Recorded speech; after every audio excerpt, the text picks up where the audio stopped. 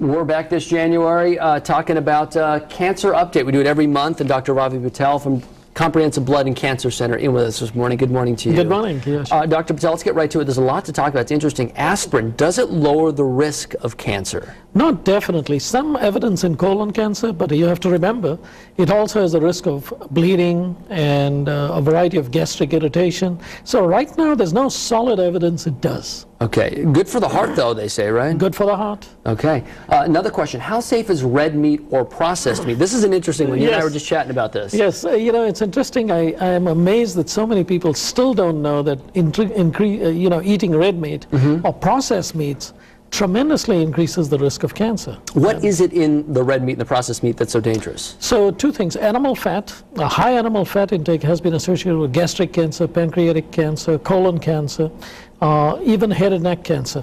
But nitrates, for example, in processed meats, and like we were discussing, even 2 or 3 slices of salami increases the risk of cancer, for example, in pancreatic cancer by about 15 to 20%. Because I was asking, I'm like, Doc, all right, so how much can we eat, and still get away with it? And I was like, is it a steak a month or something? You were saying like a couple slices of ham increases it 20%? Increases it 20% in pancreatic cancer. So a small hamburger increases it by about more than 30%. What about charbroiling? Because I heard a lot about barbecuing. That affects it, right? Yes, that's a good point, because it just causes carcinogens to increase, and therefore increases the risk of cancer, colon cancer particularly. So not good stuff. Last question, is it still a good idea to still do that PSA testing for prostate cancer? Comes up again and again. Yes, it's still a good idea, and the same people who came up with the recommendation it's not a good thing are the same people who said that mammograms are not good for ladies in the age of 40. So I would say that everybody in the age of 40 or 50 should discuss with their physician whether they need to get a PSA test. It's very critical. People should not forget about it. Is it still the gold standard? What's the new gold standard in terms of prostate cancer screening? PSA and a digital rectal exam, and if you have a strong family history of prostate cancer,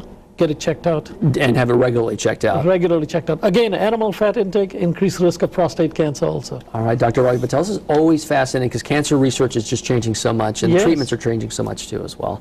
As always, thanks for coming in this morning. Thank you. All right, and let's send it back to Maddie. All right, thank you very much. How can $1 turn into millions of dollars for research and education?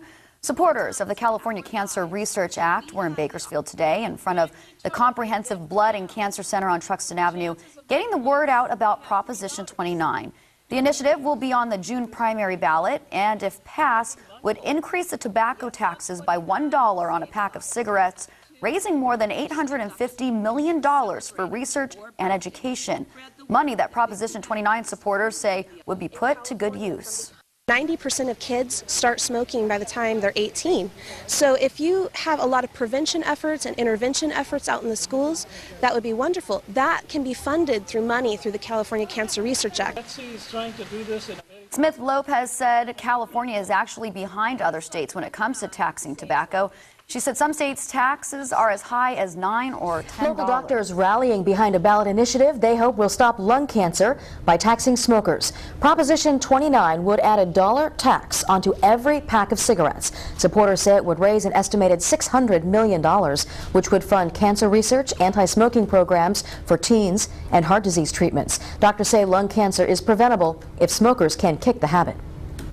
The biggest problem is that more people are smoking. Actually, lung cancer is rising in females because there's more female smokers out there also.